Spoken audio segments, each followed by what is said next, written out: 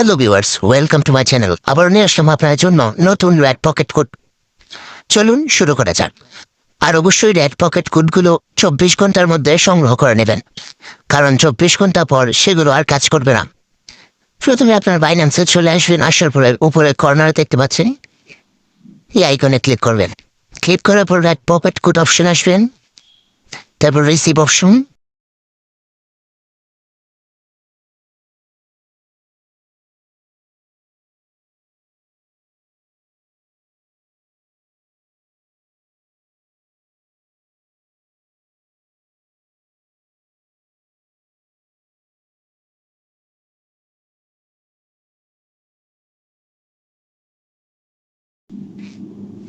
তারপর আবার ক্লোজ করে আসার পরে এখন আবার টাইপ করবেন S Q G H